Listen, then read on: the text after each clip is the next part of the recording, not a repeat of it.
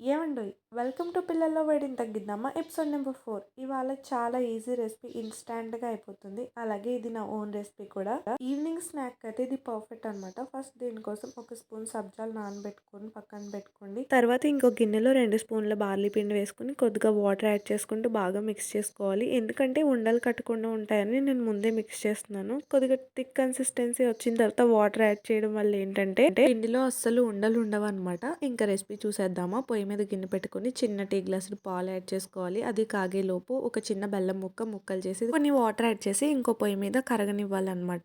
ఇక్కడ పాలు బాగా కాగిపోయాయి. ఇప్పుడు మనం ముందుగా కలిపి పెట్టుకున్న బార్లీ పిండి దీంట్లో వేసేసి తిప్పేసుకోవాలి.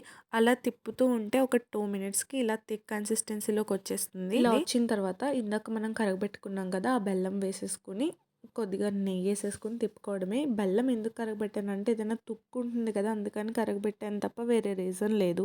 ఇలా కరగబెట్టి వేయడం వల్ల ఇంకో బెనిఫిట్ కూడా ఉంది. తీపి సమానంగా పడుతుంది. అలాగే పాలు కూడా విరిగినట్టు అవ్వదు. లాస్ట్లో ఇలాచీ పౌడర్ యాడ్ చేసుకుని నేను ముందుగా నానబెట్టిన సబ్జాలు కలిపేశాను.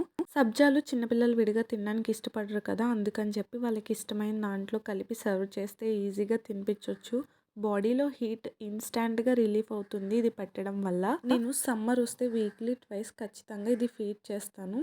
ఇంతకీ ఈ రెసిపీకి పేరైతే ఏమీ లేదు. మరి మీరేం పేరు పెడతారో కింద కామెంట్ బాక్స్లో చెప్పండి. ఈ రెసిపీని నేను మాక్సిమం ఈవినింగ్ స్నాక్లా పెడతాను. ఎప్పుడైనా కుదరకపోతే నైట్ డిన్నర్లోకి పెట్టేస్తాను. పగలేమైనా హెవీ ఫుడ్ తిన్నాడు అని అనిపిస్తే. నిజానికి బార్లీ గడ్డిలా అనిపిస్తుంది కదా, టేస్ట్ ఏమీ ఉండదు. పిల్లలు అస్సలు తినడానికి ఇష్టపడరు. ఇలా చేసి పెడితే టేస్ట్ చాలా బాగుంటుంది. ఒకసారి ట్రై చేయండి. ఇలాంటి రెసిపీస్ నా దగ్గర ఇంకొన్ని ఉన్నాయి. అవి మీకు నెక్స్ట్ ఎపిసోడ్స్లో నేను షేర్ చేస్తాను. వీడియో నచ్చితే లైక్ చేసి ఫాలో అవడం అస్సలు మర్చిపోకండి. చిన్నపిల్లలు ఉన్న ప్రతి ఒక్కరికి వీడియో షేర్ చేయండి. బాయ్.